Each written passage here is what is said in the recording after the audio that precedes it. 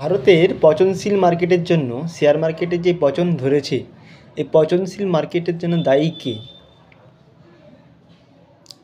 মানুষের পোর্টফোলিও লাল হয়ে আছে, সাধারণ মানুষ চিন্তায় ঘুমাতে পারছে না।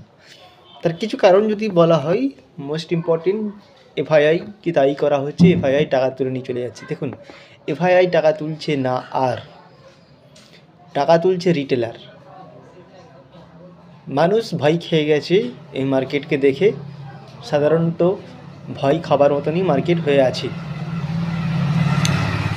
এবার কথায় আসি, যেগুলো মূল কথা, ভারতে প্যানিক মার্কেট করা হলো কী জন্যে? ভারতে প্যানিক মার্কেট করা হলো তার কারণ হচ্ছে পুঁজিপতিদেরকে লাভবান করার জন্য। বর্তমান মার্কেটে যারা রিটেলার টাকা তুলে নিচ্ছে, অর্থাৎ ধরে নিন কোনো রিটেলার 500 টাকায় একটা শেয়ার কিনেছে, 500 টাকার যে শেয়ার সে আজকে পৌঁছেছে 300 টাকায়, 250 টাকায়। এফআইআই বিক্রি করেছে 500 টাকায়, ধরুন তারা কিনছে 300 টাকায়, অর্থাৎ লস খেলো কে? রিটেলার। রিটেলারকে লস খেতে হচ্ছে।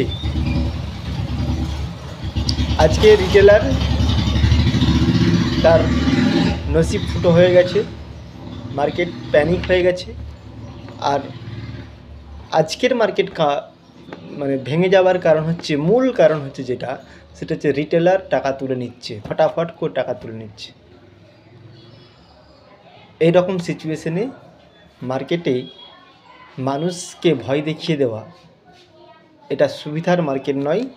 যা 2025 কিন্তু শুরুয়াত যেহেতু এইরকম হয়েছে, হয়তো মার্চ মাস অবধি টেনে দেবে, তবুও মার্কেট উপর দিকে যেতে পারবে না ধরা যাচ্ছে। জোম্যাটোকে বলা যেতে পারে জোম্যাটো শেয়ার কেনা উচিত নয়, ইউকো ব্যাংকের শেয়ার কেনা উচিত নয়, এবং পাঞ্জাব ব্যাংকের শেয়ার কেনা উচিত নয়। বর্তমানে যে কল্যাণ জুয়েলার্স এই শেয়ার নামতে আরম্ভ করেছে, এই শেয়ার 410 অবধি নামতে পারো, 410-এর পরে এই শেয়ার কিনতে পারো।